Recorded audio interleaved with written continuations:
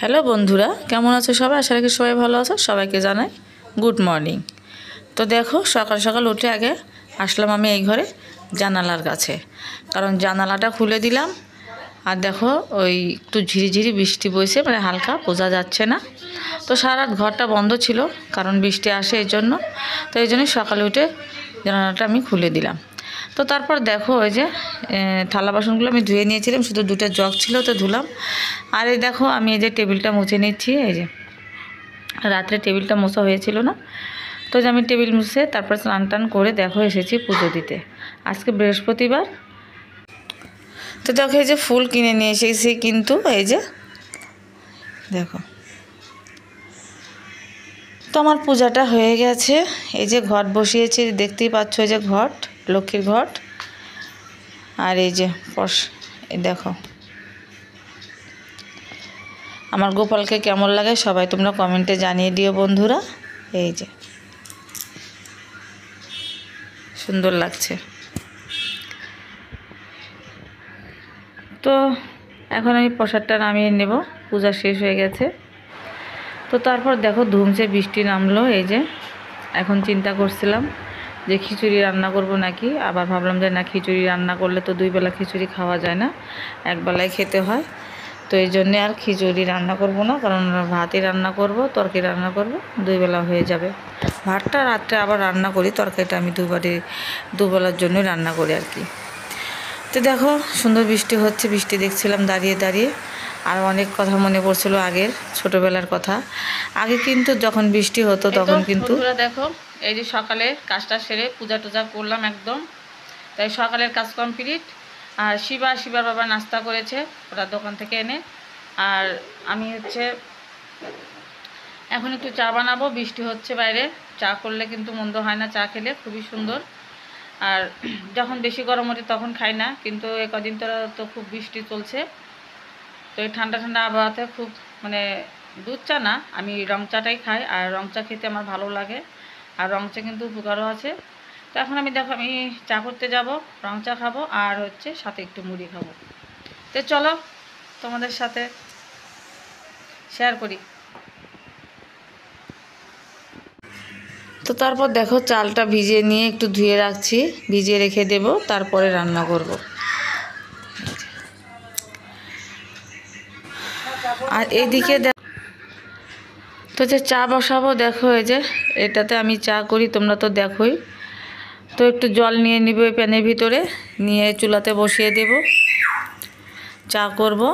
আর চায়ে দিব কিন্তু একটু আদা, একটু দেব লং, আর গোলমরিচের গুঁড়ো, তেজপাতা, এই যে, আর দেব লকুনদালা আর বাতাসা। এগুলো আমার পুজোর প্রসাদ থাকে, তো এই জন্যই আমি এগুলো চা বানিয়ে খেয়ে ফেলি।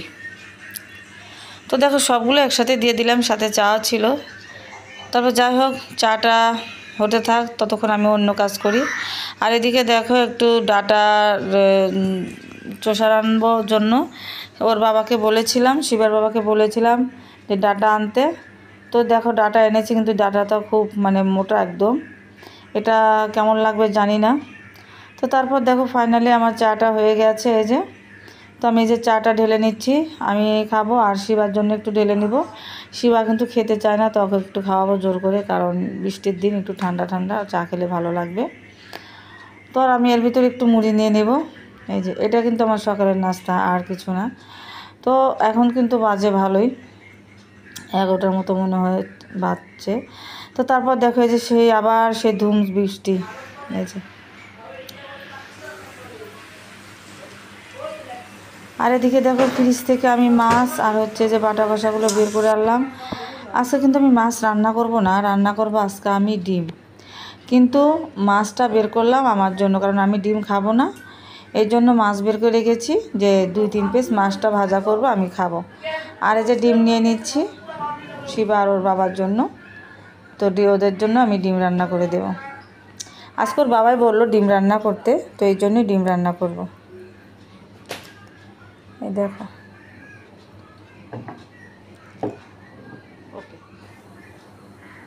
তো দেখো এদিকে আমার চা হয়ে গেছে।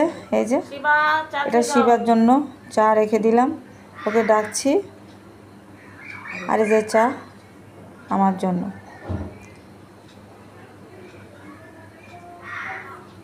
আমি কিন্তু গরম চা বেশি খেতে পারি না বন্ধুরা, আমি চাটা একটু ঠান্ডা করেই খাই, কারণ গরম খেতে পারি না। অনেকে আবার গরম চাটা পছন্দ করে। আর দেখো বাইরে খুব বৃষ্টি হচ্ছে, জানালার পাশে বসে আমি কিন্তু চাটা খাচ্ছি, বেশ ভালোই লাগছে। আর ছোটোবেলায় যখন এরকম বৃষ্টি হতো, খেলাধুলা করতে পারতাম না, বাইরে যেতে পারতাম না, তখন কি করতাম বলো তো? তখন হচ্ছে ঘরের এক কোনায় বসে ওই পুতুল খেলতাম, মাটির পুতুল বানিয়ে বানিয়ে নিয়ে পুতুল খেলা করতাম আর কি। তো সেই দিনগুলো মনে পড়ে। আর এখন বৃষ্টি হলে দেখো ঘরের ভিতরেই কাজ করতে হয়। এই দেখো চা খেয়েছি, আর এই যে একটু শিবার জন্য দেখো এই যে চা আর মুড়ি নিয়ে যাচ্ছে ওর জন্য। আর আমি চা কিন্তু খেয়ে আবার একটু রেখে দিয়েছি, আবার একটু পরে খাবো। এই যে তো আসলাম এই দেখো রান্না করতে। এই যে রান্না করব হচ্ছে যে ডিম।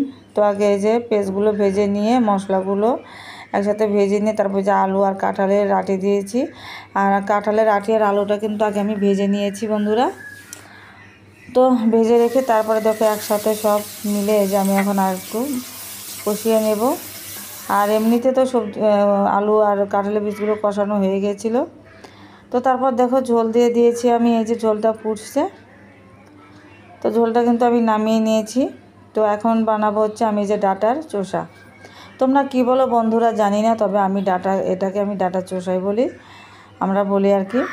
তো দেখো এমন একটু কাঁঠালের আটি দিয়ে দিয়েছি, একটু পেঁয়াজ রসুন দিয়েছি। পেঁয়াজ রসুন দিতাম না, তো দিলাম একটু, কারণ আমি জানি যে এই ডাঁটাগুলো মানে একটু পাঞ্চা লাগবে, ভালো লাগবে না, এই জন্য একটু পেঁয়াজ রসুন দিয়েছি, যদি একটু ভালো লাগে।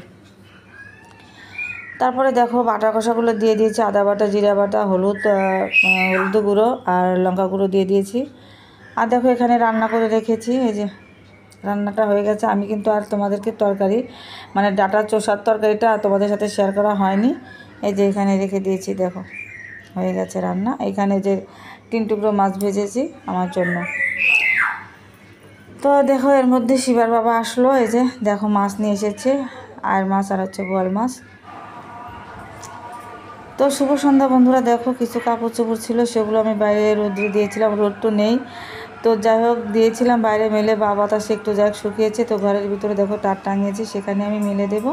এই যে তো বন্ধুরা আজকের ভিডিওটা তোমাদের কেমন লাগলো অবশ্যই লাইক কমেন্ট শেয়ার করবে, আর অবশ্যই কমেন্ট করে জানাবে বন্ধুরা। তো তোমরা আমার পাশে থেকো, সাপোর্ট করো, আমাকে সহযোগিতা করো, আরও জন্য ভালো ভালো ভিডিও তোমাদেরকে উপহার দিতে পারি।